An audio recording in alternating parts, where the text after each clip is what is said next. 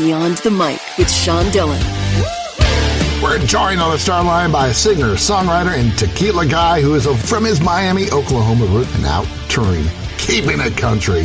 His latest single, which he joined forces with Randy Rogers, is Tequila Cowboys. We welcome Jon Wolfe. How you doing, man? Good to be here. Absolutely great, Jon. Let's go beyond the mic. From your song Tequila Cowboys, quote, "We're bankers and lawyers in fine tailored suits. We're bikers and truckers in old leather boots," unquote.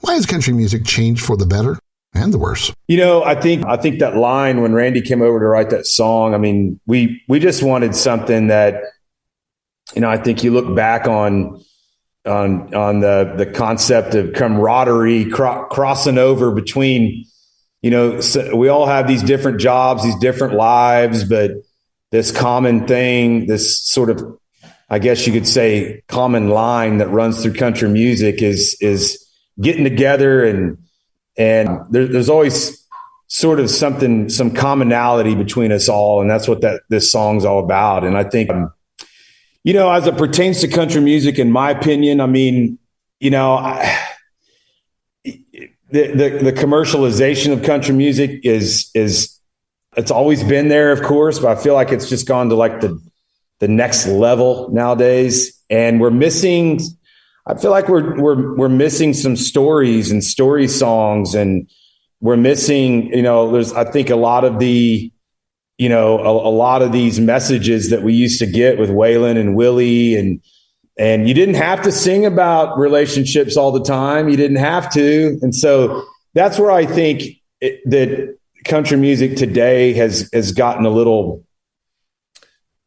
predictable. I think on the good end of things, I mean, there's a lot of young guys that are coming up now that are tapping into that older school thing. And I think that the genre is accepting a lot of different styles of songwriting.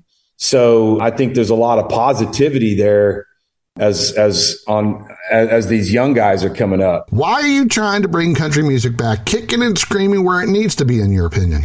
Man, you know, it's kind of funny because so we were talking about today's officially, we're right after the Labor Day holiday, and I feel like it's a Monday today. So my cat was just messing with my computer screen here. The struggle continues. So, you know, I think it's kind of interesting because, you know, I'm kind of becoming in Texas one of the older guys, right? I mean, I've been around a minute, and I've seen that when I first came out, It All Happened in Honky Tonk came out 15 years ago, you know, and it's funny because when I signed my first record deal in Nashville with Warner Brothers, Bro Country hit big time. And I started looking around going, I don't look like and act like these other guys. So this might be my cue to leave the building. And so, you know, I think it was really tough for me at that time. And so I guess what I'm getting at is I've kind of been doing this same thing since the beginning of my career. And it really hasn't changed for me, but I just feel like that there's a really great environment for traditional country right now. And, you know, Jake Worthington and Braxton Keith and, you know, of course, Zach Topp's making this big thing. And in Texas, there's, you know, Josh Ward's been doing it a long time. Cody Johnson, don't forget about Cody Johnson, that really created this modern door, I think. I mean, man, Cody almost feels like a trailblazer in a way too. So I just think we owe it to the genre. I think we owe it to Waylon Jennings, you know, to you know, the guys that did this thing to keep that traditional arm of the brand going. Jon, you helped raise $115,000 for Texas flood relief at Gruene Hall. My wife's from Fredericksburg, so I know why it's important. But why was it important for you? My wife and I live in the hill country now. We lived in Austin forever, which is not far from, technically it is still kind of the hill country, but we live just west of New Braunfels. And, you know, I mean, it's such a catastrophic event. I mean, it's historical. And I just think, you know, since we've been here in New Braunfels, we've seen the community rally around us. and help us as we've come to town. And it hasn't been anything of that level or that nature. I just wanted to be a part of the community and a part of giving back, and working with Gruene Hall really, allowed it to be a situation that was very legitimate. I want to make sure that when people donate their money and spend their hard-earned money and time to come see artists, that money goes exactly to where it needs to go.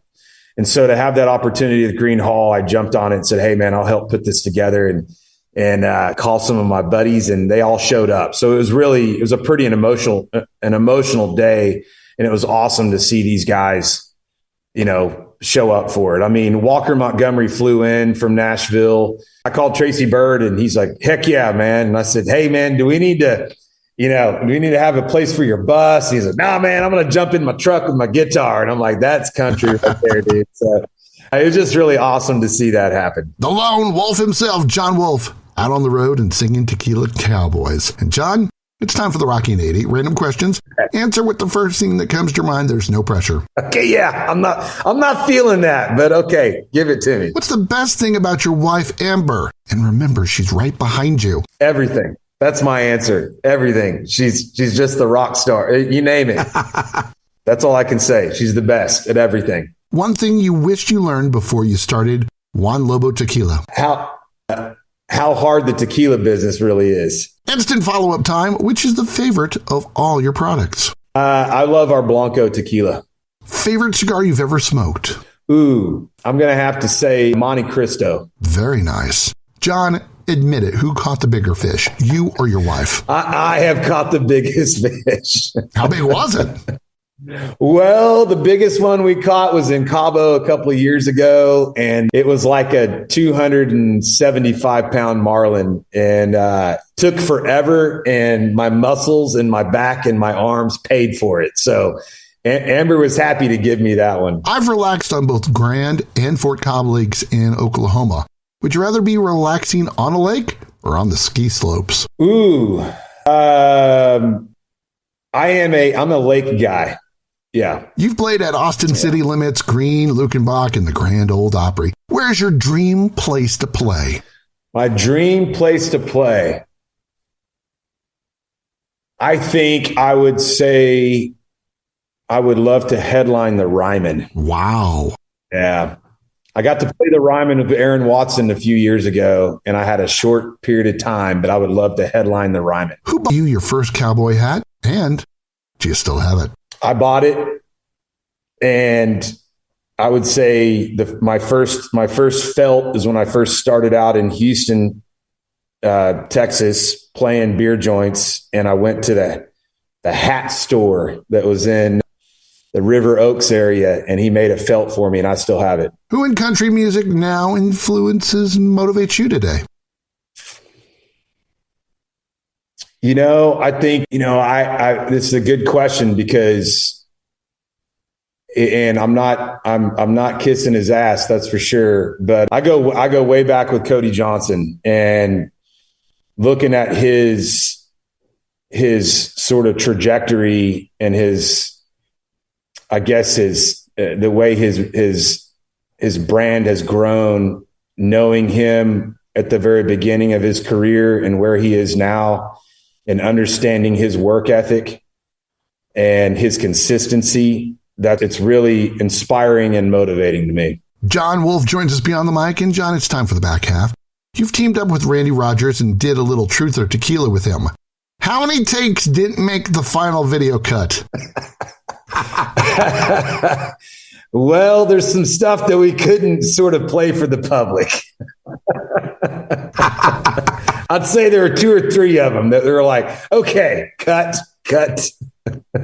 Your life transformed from trading oil with British Petroleum to making music after an Alabama concert.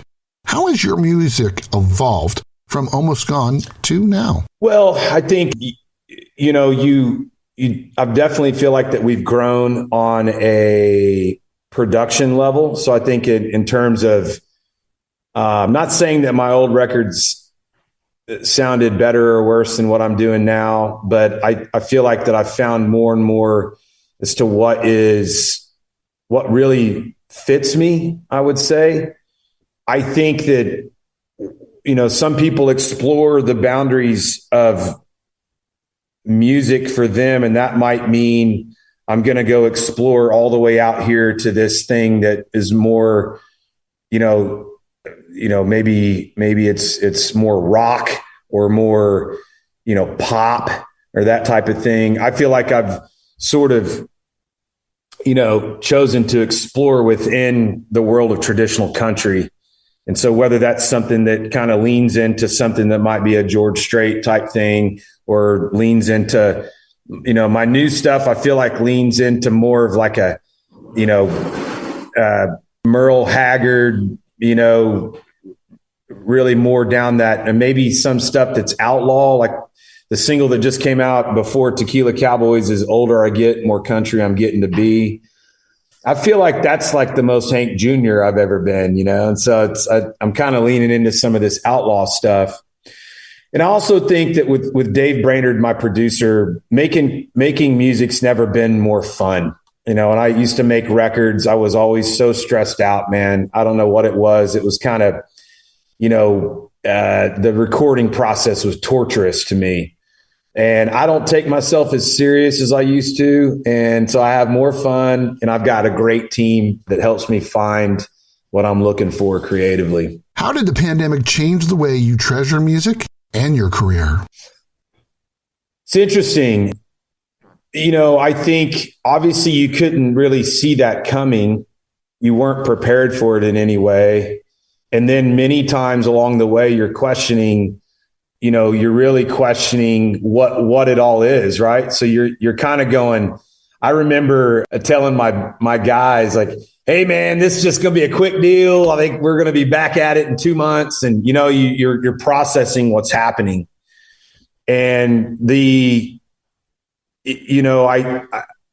it really, and again, I'm sorry for these long answers, man, because you're asking some great questions. I kind of all of a sudden you're stuck there with your thoughts and your feelings and what are we going to do? What am I going to do financially?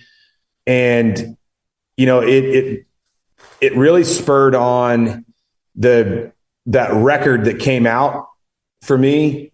It got me thinking about, at the time, I feel like that my fan base and my career at that point in time was at a high point, where we were playing shows, more sold out shows, biggest ticket sales, and singing every song.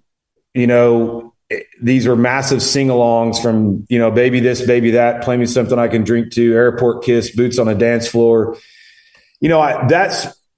I wanted to write a record and cut a record that gave them something different and dug in deeper for me. And so that's what created Dos Corazones, where I wrote that record in a adobe casa in the Chihuahuan Desert in Terlingua. So A Cowgirl Like You, Two Hearts in Terlingua, that is definitely a shift in my career moving forward. So the pandemic brought that along. And I think I appreciate the art a lot more post-pandemic. I didn't write as much for some of those records before.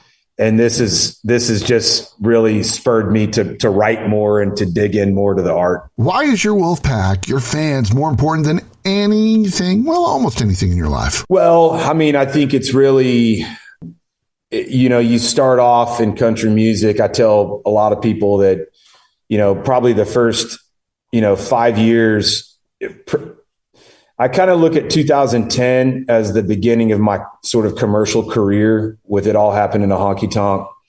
But there were 5 years before that, in and out of Nashville. I had lost a record deal, but the shows I played, I knew everybody there, so it was like, it's your mom, it's your, your cousin that came in, you kind of know everybody in a way, and they're supporting you, a handful of friends.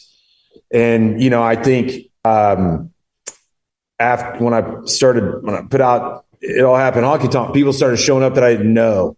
And you go, wow, okay, they're coming to hear these songs. And that begins really a relationship with your fans that is kind of not, it's not easy to describe, because it sculpts the way you write songs. It sculpts the way you produce records. It changes your experience night to night. So I feel like that relationship, I always feel like if I'm going to love the song, if I love the song and I feel passionate about it and I love the record, I feel like my fans will love the record.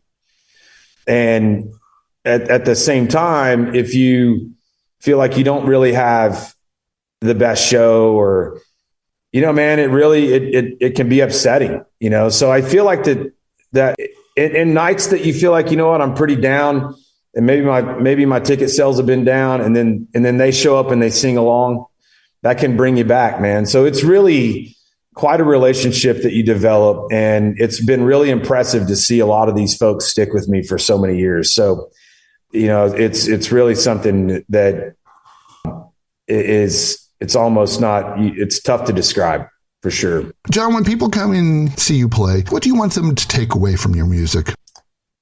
Man, I feel like that I always I like to cover a handful of bases. I mean, I want people to have a good time, so, a lot of my music historically has been, relatively high energy, relatively up tempo country. I want them to feel like they saw something authentic. Is really important. I would say that my fans, we've sort of bonded over the lyrics. I think that's really been a big thing with my fan base too. I wouldn't put me in the category as, there's some songs that are, my producer says there's lean in and there's lean back, and I feel like I don't lean in as much as Zach Bryan, I know that's a very, very lyrical thing. And then I have some stuff that's lean back, but most of my stuff is kind of right in between. We're really, kind of chilling right there. And I want them to have a good time. I want them to sing the lyrics. I hope those lyrics, connect with them. And I that's what I want them to go away with, and there's some songs that are, a song called Singing Thing that I wrote about my life starting out in country music. I know that's kind of like an emotional song. And so I hope I get to that place with my fans, but I like to keep them right in there, loving the lyrics, having a good time, and going home with good vibes. When you're out on the road touring, what's the one comfort item from home you have to have with you? Man, my tour bus. Other than your tour bus. Okay. Man, that's such a good question. It's funny because I probably should be more relaxed on the road. I'm not as much as I should be. I'm gonna point to my Nespresso. That's where I'm gonna go. I have to have a Nespresso, man. I'm kind of a little bit of maybe I've drank so much coffee over the years. I've kind of become a coffee snob. So I have to have my good Nespresso machine rolling. Nespresso, Jon Wolfe would love a sponsorship. I'm ready. A question I ask musicians, and I know it's an unfair one. If you were to lose your voice forever, what would you do with the rest of your life? And what would you want your final words people to hear? Whoa.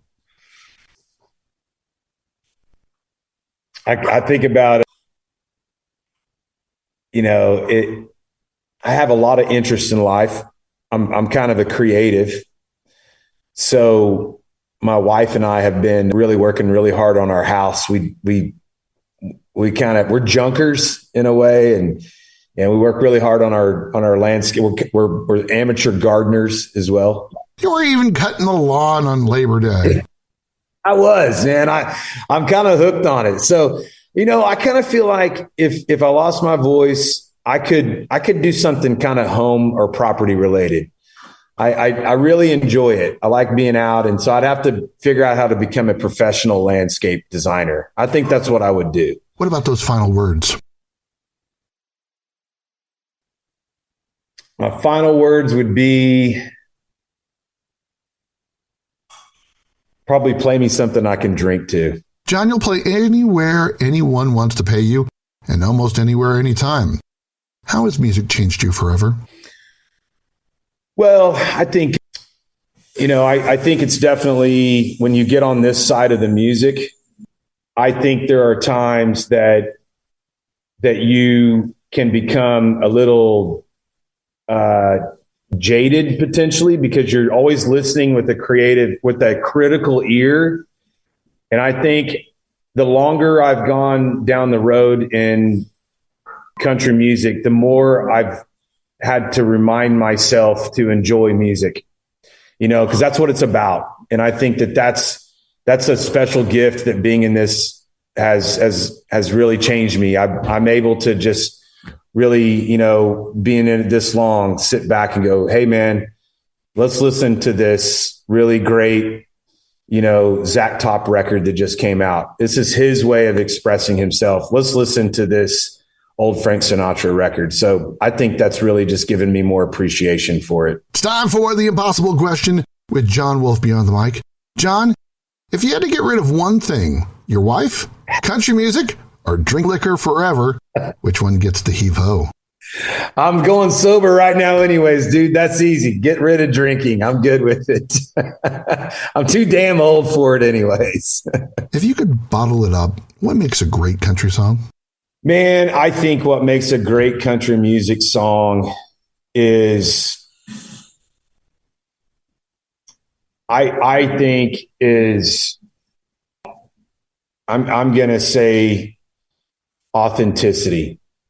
Something that artist is, when you hear a real authentic song, whether you agree with the songwriting style or the rhyme scheme or whatever, it doesn't matter. If it's them being themselves and it's authentic, that's what makes a great country song. Who is the one person that is your dream to sing for, to, or with? Well, I started out playing a private New Year's party for George Strait, and his nephew was my first manager for the 5 years. And, I being around George, so I've sang at his New Year's party. I've kind of sang for him, but I've never sang with him. And I just love George, man. He's just so cool to be around. So I'm going to say George Strait. It's time for one big question with Jon Wolfe Beyond the Mic. What has been your darkest day in country music so far, and what has been your brightest? I would say my brightest day in country music was my debut at the Grand Ole Opry. It was a whole day prepping for that moment, and it had taken a long time to get there. It was only a few years ago, I guess 2 or 3 years ago.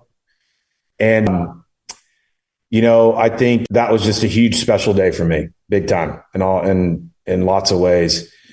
My darkest day in country music, when you own a tour bus, it kind of seems to, we might just want to say my top 5. Is this when your tour bus breaks down? Yeah. I mean, those are always the darkest days, man. When your tour bus breaks down, rank the top 5 ones.